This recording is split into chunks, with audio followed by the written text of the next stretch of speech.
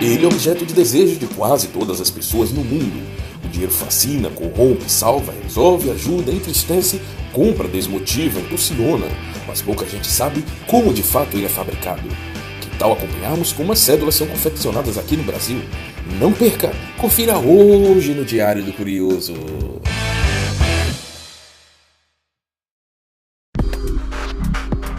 Aqui no Brasil, a responsável pela confecção das moedas e cédulas é a Casa da Moeda do Brasil, que fica localizada no Rio de Janeiro.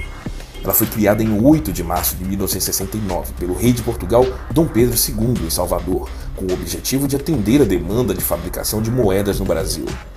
Mais de 300 anos depois, além de atender a demanda de dinheiro aqui do país, nossa Casa da Moeda também produz produtos de segurança, como passaportes com chips e selos fiscais.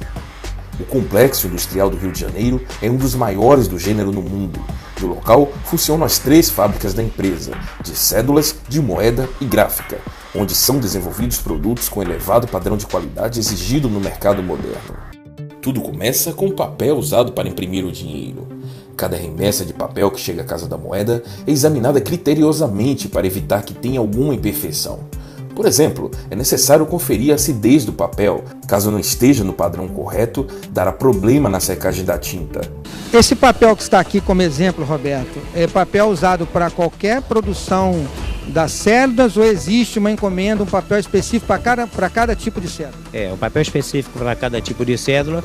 Nesse caso aqui é os R$5 da primeira família. Essa acidez é resultado de uma combinação química secreta que garante um padrão de cores em cada uma das notas.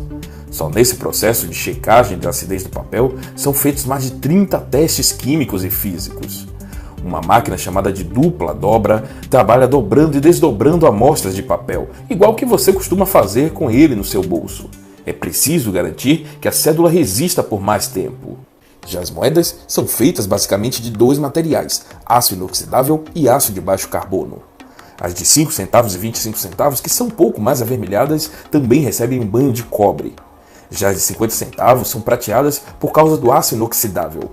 Assim como as de R$1, que também possuem um anel dourado que é feito de aço revestido de bronze. Do molde ao cofre, o processo de fabricação de uma moeda é de 12 horas, apesar do coração do processo, a cunhagem, ocorrer num espaço de fração de 12 segundos. Aqui é feita a moeda de R$1 e olha só, ela sai da máquina, rapaz, sai direto aqui quente, viu? A temperatura é quente. E aqui, ó, acaba virando uma espécie de uma banheira, uma piscina cheia de moeda de R$1. Você já viu tanta moeda junto? A cunhagem é um processo em que a moeda recebe a estampa em ambas as faces do disco. Esta transferência é feita a frio e por meio de pressão em equipamentos chamados prensa. A capacidade é de 800 moedas comuns por minuto. É um processo um pouco menos criterioso do que o das cédulas.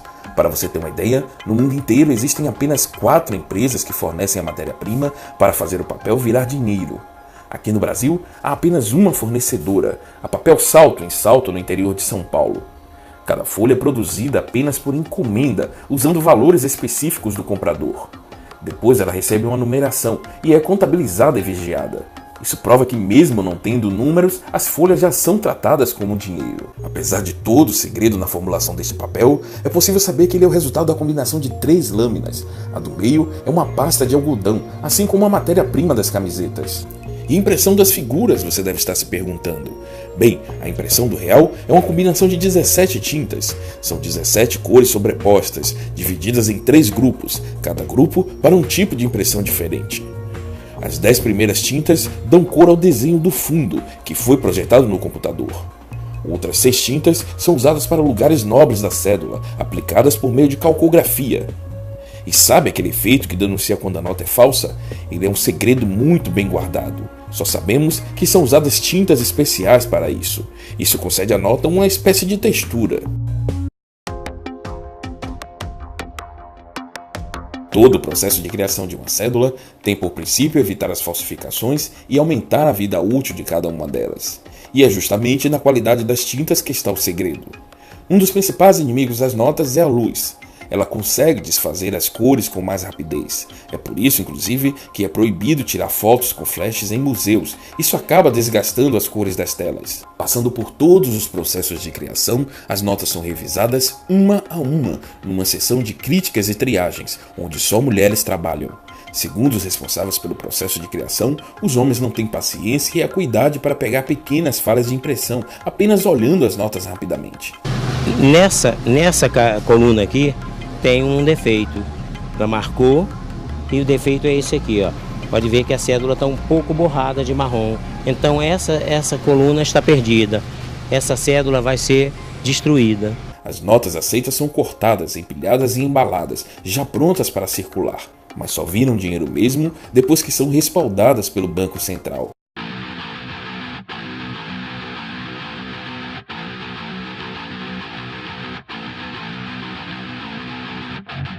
Além de todo esse trabalho para fabricar as notas, um outro dado chama bastante atenção: o tempo de vida útil do nosso dinheiro.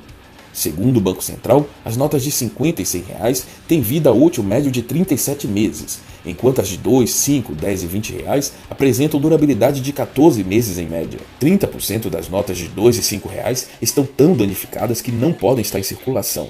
A orientação do Banco Central é que as pessoas em posse dessas notas depositem em algum banco para viabilizar o recolhimento e destruição delas. É bom lembrar que destruir ou danificar dinheiro, mesmo que seja com rabisco, é considerado crime. O dinheiro que nós usamos na realidade não é nosso, é considerado patrimônio da União. A pena para quem destrói, inutiliza ou deteriora uma nota é detenção de 6 meses a 3 anos e multa, além da pena correspondente à violência. E agora que você já sabe mais ou menos como a coisa funciona, já pode dar mais valor ao seu suado trabalho. Nos vemos em breve!